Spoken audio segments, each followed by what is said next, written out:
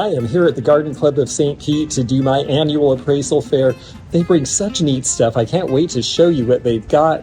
I'm not sure what they've got because I don't see it until I get here, so it's all a mystery to all of us. Let's explore that together. Thank you so much for having me back. I really enjoy this. It's one of my favorite appraisal fairs I do all year. We'll take a look at the items that we have here, and we'll talk a little bit about where they came from, their age, what the distinguishing characteristics are about them, why people collect them, and what they might be worth today.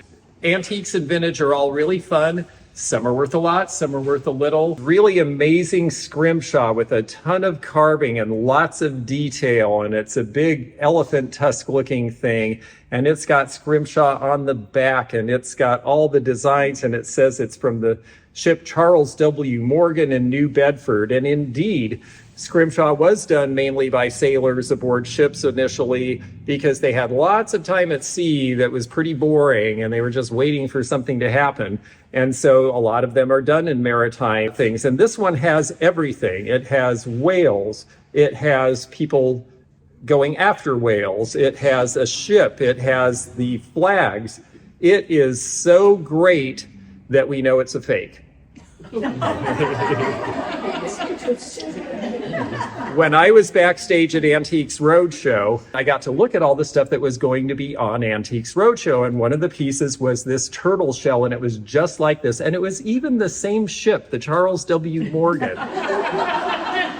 And I looked at it and said to myself, that is too good to be true. And the poor guy, they got him up there on TV and proceeded to tell him it is too good to be true.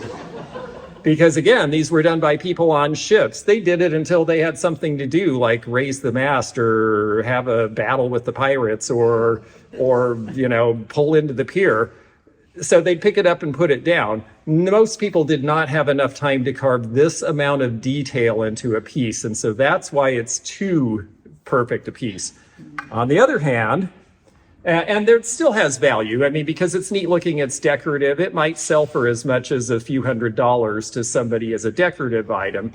But if it was real, it might sell for $10,000 or $12,000. On the other hand, this piece here, this ugly little blob of stone, is a genuine mastodon tooth.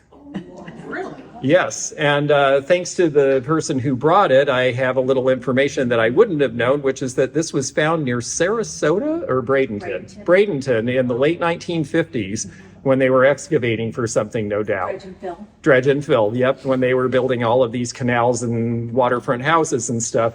And so a lot of people don't realize that, yes, the mastodons were in this part of the world at one time.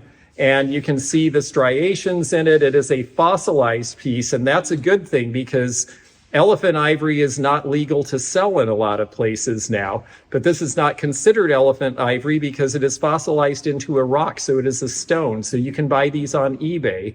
And if you buy one of these on eBay, you will pay somewhere between $800 and $1,000 for it. So that's a pretty neat find. My husband will be very thrilled to know.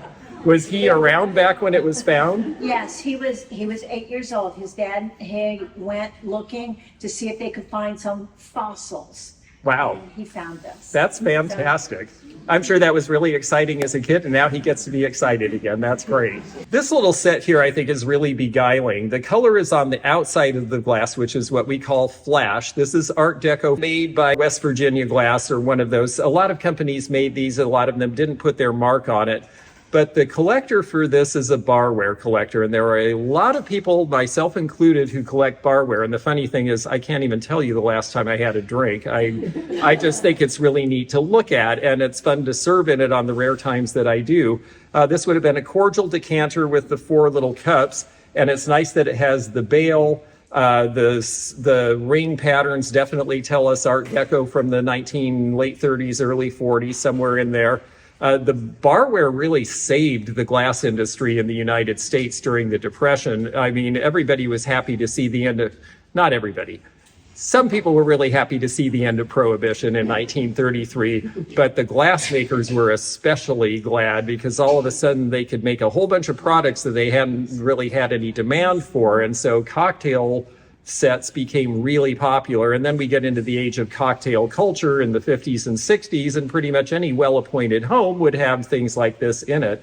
And it's pretty collectible now, even though it's a no name. It's not about who made it, but it's just a really cute set. It's in good condition. The gold hasn't worn off. They didn't put it in the dishwasher 1,000 times. And the funny thing is, a lot of people these days, younger people, don't want things you can't put in the microwave or dishwasher, but they'll make an exception for barware because they figure you're just using it occasionally and you're having a party and you just sort of wash it by hand and dry it and then you put it away for a while and it just looks neat. So this set in St. Pete here at the antique stores downtown probably would sell for somewhere in the $50 to $75 range, I would expect. Now here we have some very pretty lace pieces and a little bit of information talking about the care of Belgian linen and lace. How did you get these? In Brussels, Belgium. You bought them in Brussels. Mm-hmm. And was that maybe 40 or 50 years ago that you got them? Would it be as long as that? Maybe, yeah. The printing seems to be right and the colors seem to be right. And Belgian lace, this is batten lace, as they say on the tag here, and it's wonderful. I mean, they've never been used. They're perfect. Belgian lace is considered very, very good quality, and you look at the detail and all of the handwork and you can see why. Nowadays, machines do this, but we can tell this has handwork in it because if you look, the loops and the holes, they're not exactly uniform when you look up close. They have some are a little bigger and some are a little smaller, and it's because it's all being done by someone in the needle arts. This is one of these things that honestly should be worth more than it is, in my opinion. An insurance value to me should be fairly high on this because to actually recreate this is very difficult now because there's not many people who do this. Lace making is a very exacting thing. And so most of it's done by machine now. On the other hand, not so many people are using linens these days. A lot of these, as yours is, are perfect in new condition with the tags on them because people either are afraid to use them or they only put them out on special occasions, or they just, they're like too precious to use. The other reason that it isn't used as much is because this is 2 pages of instructions on how to take care of it. A lot of people these days don't want to take care of things that are that difficult. So the values, honestly, in my opinion, if you respect the craft, should be higher than they are. I would say that in the right place where they do appreciate this, you might look at maybe $30 per piece on these. I am noticing there is some resurgence in linens now because a lot of people love buying and selling online, and they're easy to ship. So now all of a sudden you have a whole bunch of people, particularly on YouTube and online sellers, who are promoting the idea of, oh, this is really neat, look how pretty this is, and reminding people that people don't do this work anymore. And there's starting to be some interest in it again because of that. You either love this color or you don't, but this is such a bright glaze. And I have to admit, I think this cat has the cutest face, and it's very modernist. And modernism is kind of a big thing these days. These are a company from Hungary called Zolnay. And Zolnay did a lot of Art Nouveau designs. And this was around the time that Tiffany had figured out, and Lotz in Europe, how to make metallic glazes so that glass would look like metal.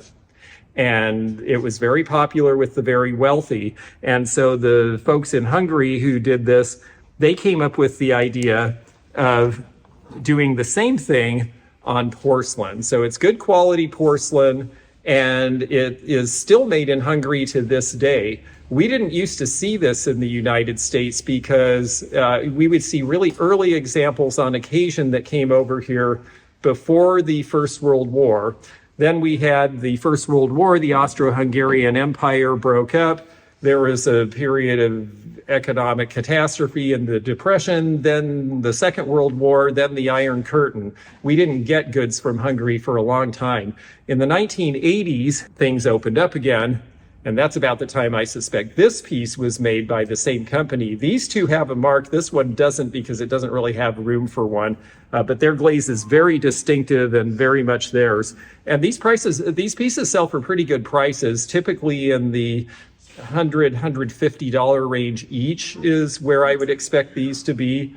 because it's a very specific way that they have to do this. It's a difficult glaze to do. It's a single formula, and yet it has all this different color in it. It goes from golds to greens. It's really quite impressive. I've always really liked this stuff. And then someone brought this in, and I just love this because I'm a big World's Fair buff, and I used to collect the 1933 Chicago World's Fair. And how did you get this? I think it was from my father. I think you're supposed to wear it this way, actually.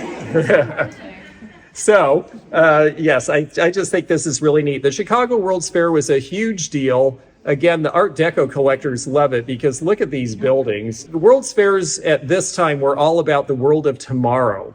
And what will tomorrow bring? And tomorrow is going to be better than today, especially in 1933 and 1934. 1934 was just the beginning of rebounding from the Depression. And it took several more years. So they wanted to show modern, and look how Chicago has changed. And they had a World's Fair 40 years before, and that was very much beautiful Italian, European looking buildings and all of that sort of thing. Well, now we wanted to show that we had our own design, and Art Deco Streamline was our design. And so they emphasized it everywhere they could. There are a lot of people who collect World's Fairs, including myself. And this particular piece, I think you might see anywhere from about $50 to $75 as a store price for these days. And it probably cost all of a dime when they were at the fair, and I'm sure they wore it all day long. You told me a story about how this came to you. Can you tell it again? Yes, my mother-in-law was an antique dealer, Oriental antique dealer in San Francisco. And this has been 45 years ago. Mm-hmm. But she had dealers that she bought from, and she took me to visit some of the dealers that she liked the best. And actually, he was in World War II.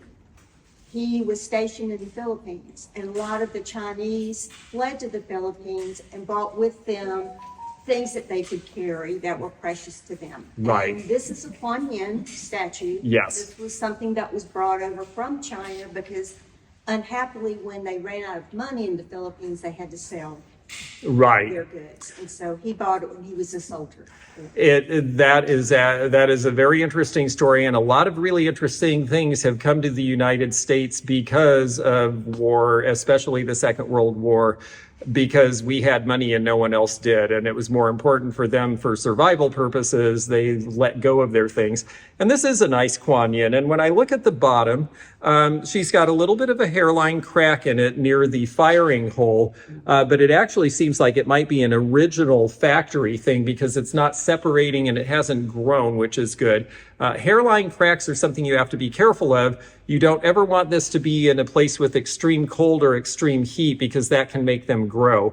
But it's a very substantial piece of porcelain. All of the detail is hand painted. When we look at the porcelain ware itself, it does have some little dots in it. And that's because back in the dynastic eras, and I believe this is from the last Chinese dynasty, which lasted for 300 and some years. So this is probably middle to late 19th century, but it is a dynastic era piece.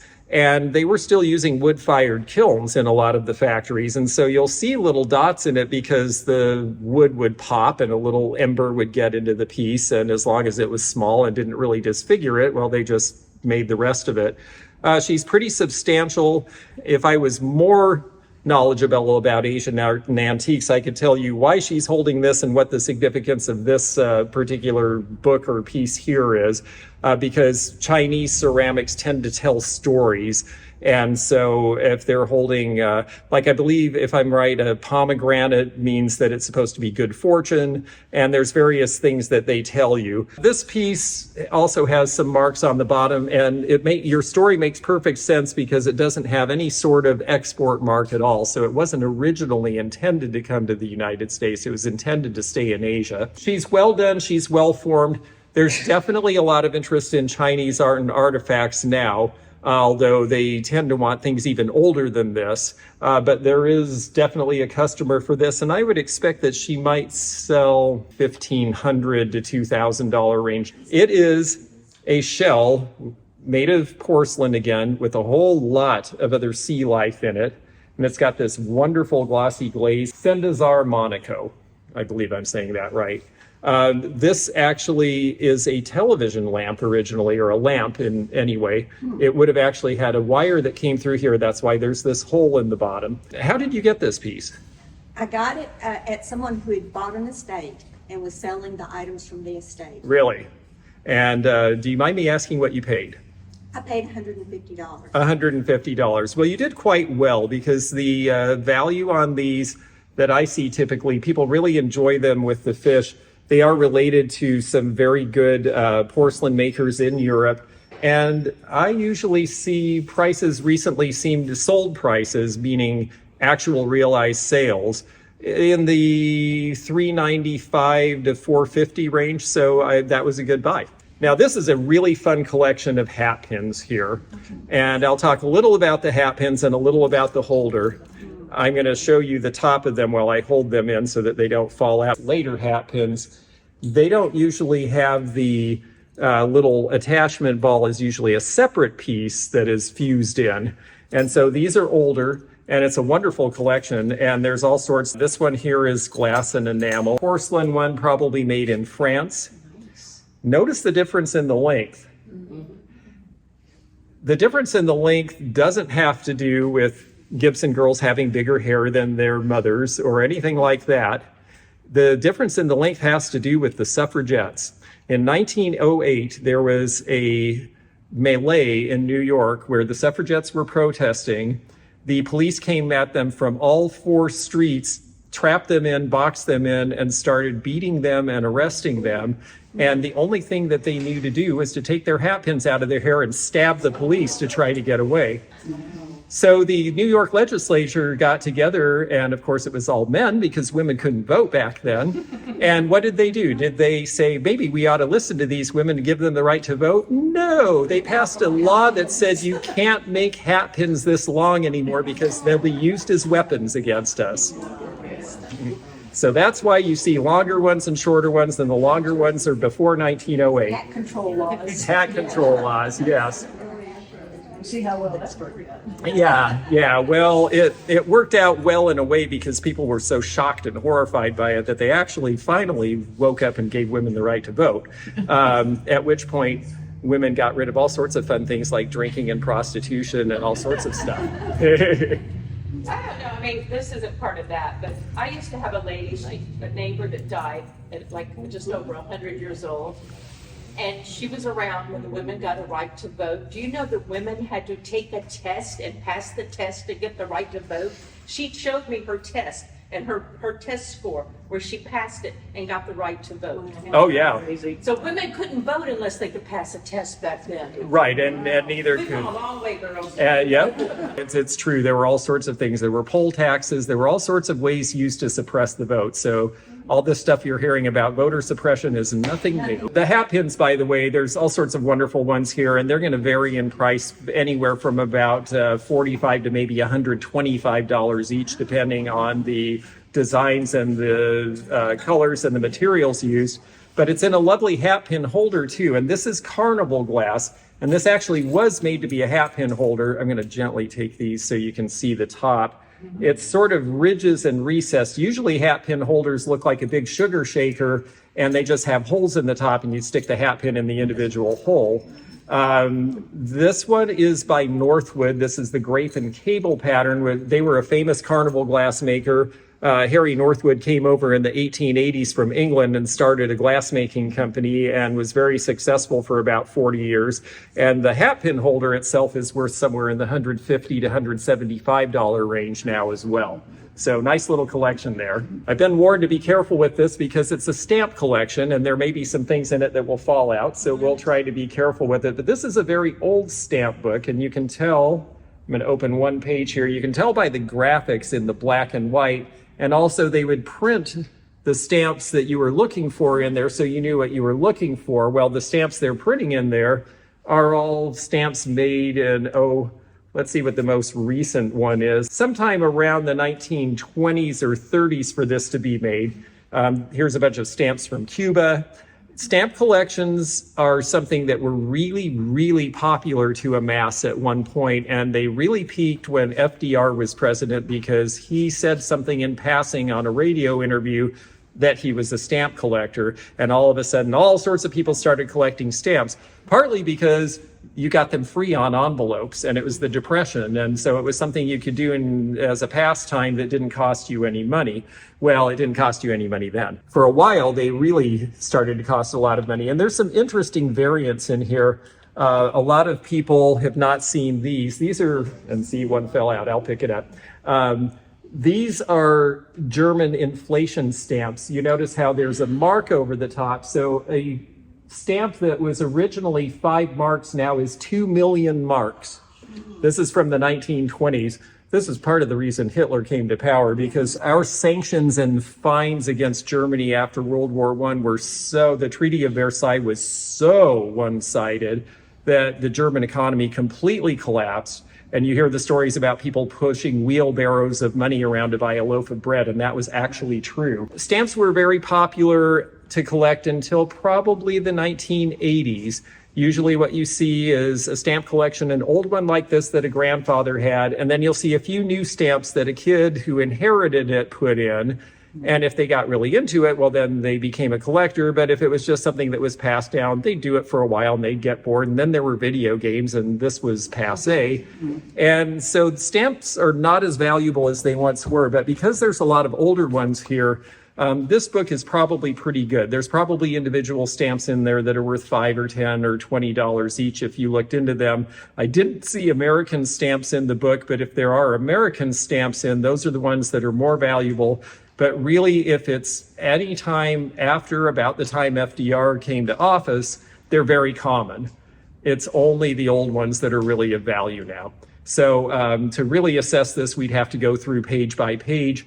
But probably in I'm guessing with what I've seen so far just in our little look here, maybe $150 for this collection, which at one time was probably worth 3 or 4 times that, as was my collection, but I still love them and I still have them. This is a salt dip, and I'm going to take the liner out. The liner is a nice sort of diamond point glass here, but it is a really sweet little enamel ring that it sits in, and this is called Champlevé. It's from France, and they also have the original salt spoon with it. And this enameling is really tiny and really delicate, but it is very similar to cloisonné from Japan. So they have raised areas, and then they put the enamel in between, and then they fire it in the kiln, and then the enamel stays on the surface there.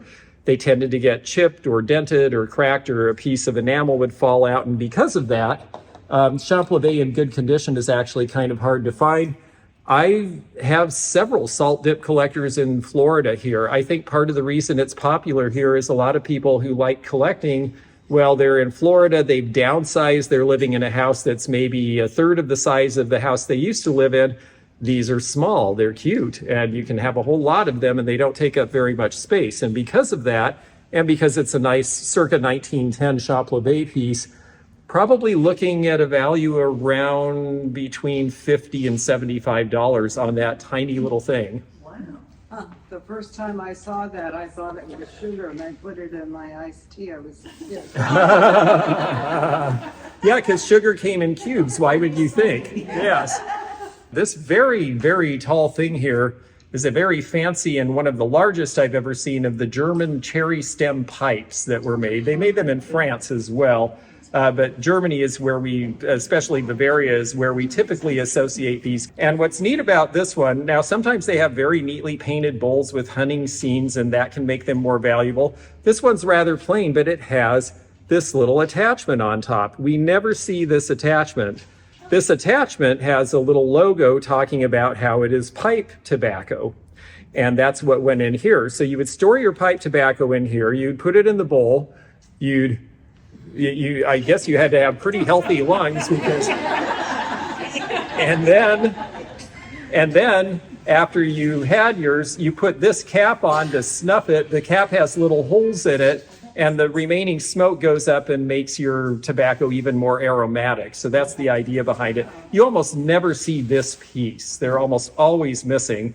And the size of this is rather great too. The bowl has been cracked and re-glued, but the bowl on this one, because it's so plain, you could probably find a replacement. The value on that piece, even in the condition it's in, Probably somewhere in the $250 range because of that extra attachment that we never see and because of its great size. Is it made out of an animal? Wolf or, I mean... It's a whole bunch of things that go into it, actually. So this top is actually animal bone.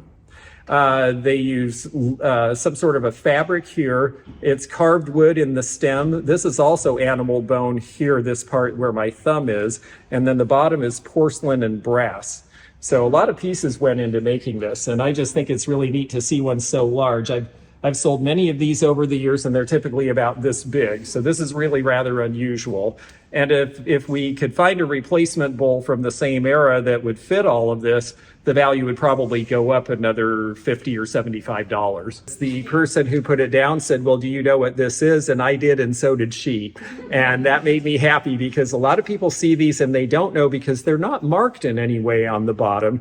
A lot of people say, well, is that early Roseville pottery? Well, Roseville pottery did do something that looked like this, but this is actually Muncie pottery out of Muncie, Indiana. And they were very well known for these drip glazes. Drip glazes became very popular in the 19-teens in particular, because it was an easy way to make something look different. It was an easy way in one step to fire the piece together so that they didn't have to go back and do different treatments every time to get these different colors. And they were also popular because that's the Art Nouveau period, and people are really into naturalism in the 19-teens. The Art Nouveau period is all about very sinuous lines, natural forms. You gardeners probably would love Art Nouveau stuff, lots of leaves and vines and those sorts of designs. This is a great little piece, and Muncie pottery is not something that we see very often, and a lot of people, again, because it's not usually marked. Later on, they would put an impress stamp that said Muncie on it, but this is an early piece. Values on these are somewhere in the $100 range these days. This is elegant depression glass. Now, I think a lot of people are familiar with depression glass, like the stuff that you got in the jar of oats, or you went to the theater and they gave you a mug with Shirley Temple's face on it. But this was elegant glass of the Depression era, and the difference was this was the stuff that you bought if you actually had some money, because it was a little better made. This particular pattern is Fostoria's Navarre pattern, and it's got a very nice floral etch, which is a little hard to see from here. It's on a blank that has a little bit of a design here called Baroque. They would do different etches. They had different blanks they would do the etches on, so you could get different variations of this on different patterns of glass. The difference between this is it's thicker and a little heavier, but it's also very clear. It doesn't have bubbles or marks or imperfections like a lot of Depression glass does, and that's the reason that that's the reason that people would pay a premium for it. So if you had money during the Depression, this was the sort of stuff you bought. Interestingly enough, a lot of people these days are not as interested in clear glass with etching, and there's beautiful sets selling for not a whole lot of money, but we're just starting to see a younger generation catch on to that, and they're looking for things that are of good quality that they can afford. So we're starting to see a little bit of a rebound in this. This little three-toed bonbon would sell probably for about $20 to $25 today. Now we have a little collection of coins here, and I'll go through them one at a time, although quickly, but just to show you, because they're a rather old collection of coins that somebody saved. The obvious one that you all will probably recognize is this. This is a Morgan dollar, and this one is in 1896.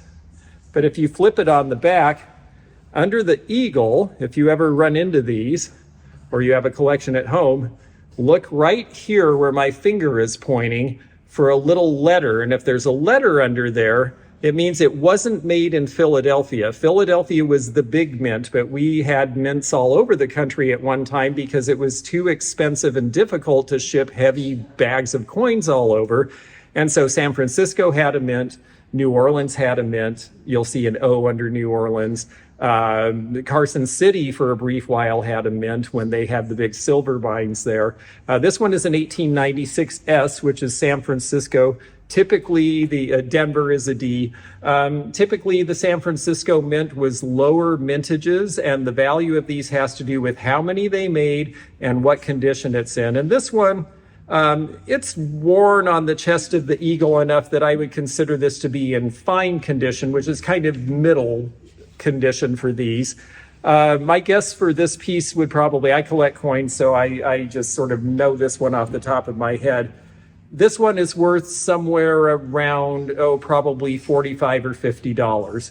If it was the 1895 S, it could be worth as much as $10,000 because they made practically none that year. This is what pennies look like. When they talk about Abraham Lincoln walked miles and miles to give someone 6 cents back from their store, well, it's a great story, and I'm sure it's true, and that sounds like, wow, what an amazing thing to do for only 6 cents, that he would go out of his way like that. Well, 6 cents was real money back then, and this is how big the pennies were. This one is from 1832. Here is an Indian head penny from 1873. This is the size that we now are used to, but they were made of bronze back then rather than copper, and these are worth about $5 or $7. How did you get this piece?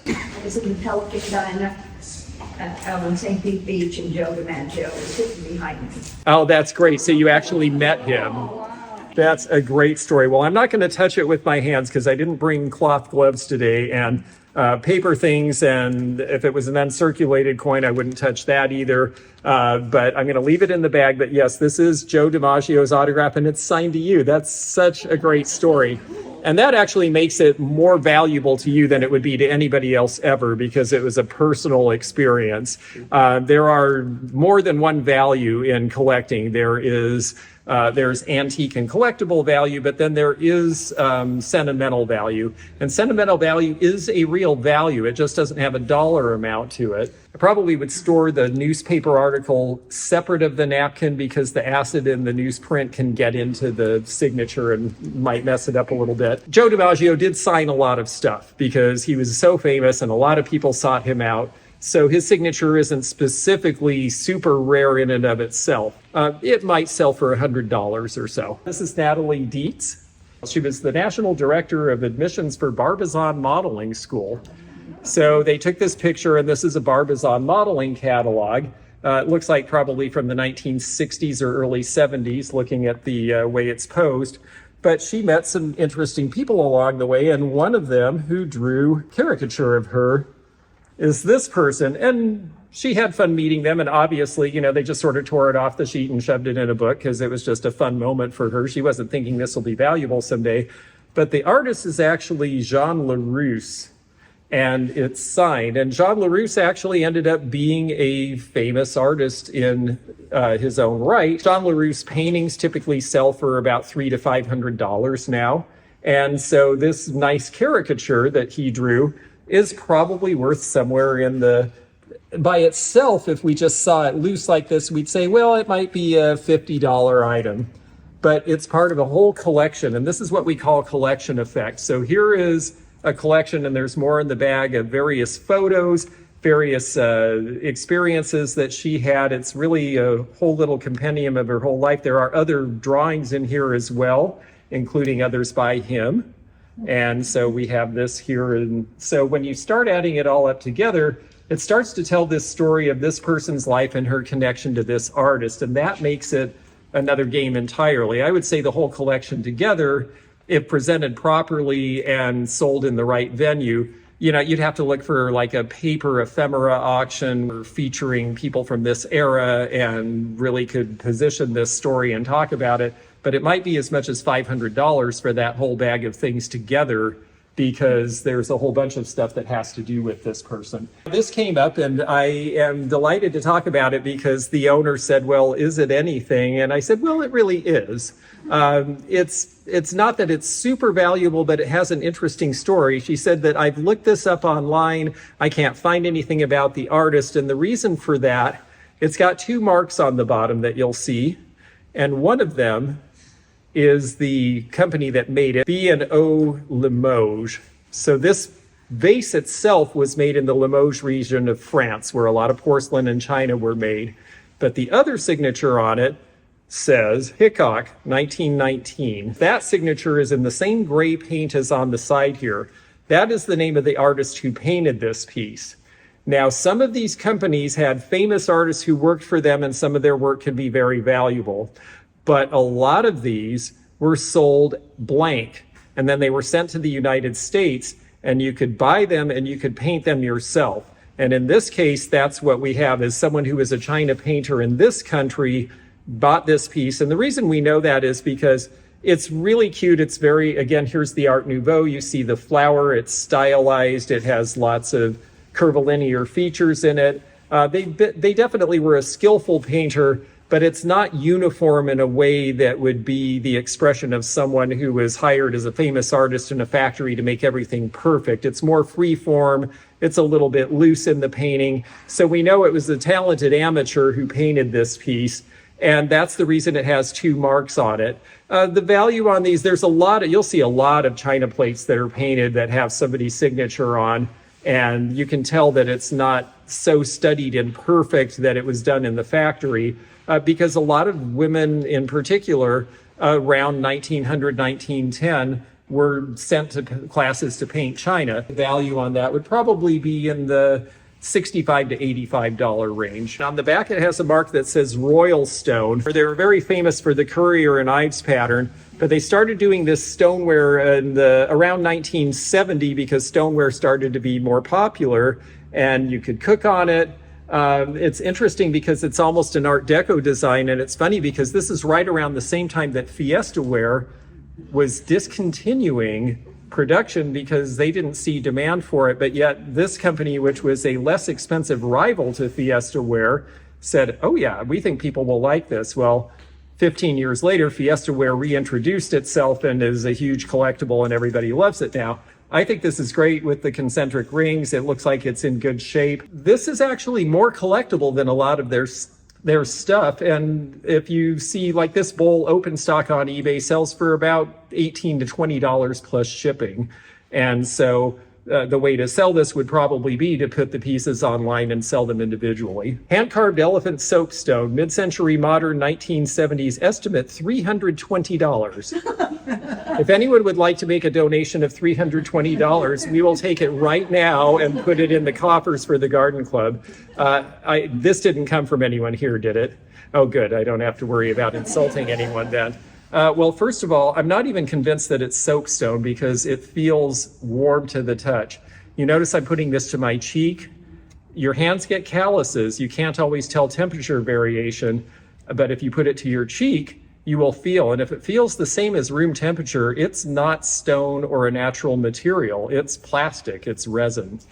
So in my opinion, $3.20 will take it.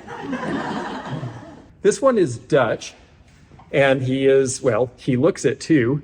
He has Bols liqueur under his arm, and it is a liquor bottle. His head comes off. I'll be gentle because sometimes corks like to break, but he would pop off. He's all hand painted. He has one of the Delft marks. Delft is a town in Holland. It's not just one company, but he has one of the Delft maker marks on the bottom, all hand painted. Again, barware is collectible. And this is considered a little better quality. And this piece actually sells for about $85. This is a pretty interesting piece, believe it or not, because this is from the 451st Bomb Squadron. And this is basically the equivalent of a yearbook, but it has to do with wartime. And I think this one is Second World War because it shows all the stuff they went through. And at the end of the war, a lot of the squadrons made books like this. Some of them will have pictures of the people involved and where they were, and it tells the whole story of the squadron and what they went through together. And there are a lot of collectors for these now. I see asking prices online as high as $400 for these. When I see actual completed sales, they have to do with condition. This one's a little rough. It's been beaten and abused and was up against something that stuck to the back. It's not in perfect shape, but the pictures are all there. They always have a big list in the back, and a lot of the people who end up looking for these, and part of the reason they go so high, are the children and grandchildren doing genealogy, and they want this because my granddad was in the war and there he is. And so because of that, completed sales in this condition, I'm seeing $125 to $175 as a kind of typical range for these. This has been great fun, and thank you for sticking with this. This is sort of a long presentation, but I really enjoyed being here again. And I will stay behind if you have any questions, and please come and get your stuff, and please don't take anyone else's. Wow, that was sure fun. I really enjoy this group of people, and they brought really neat stuff again, and it's such a variety. I hope you enjoyed it as much as I did.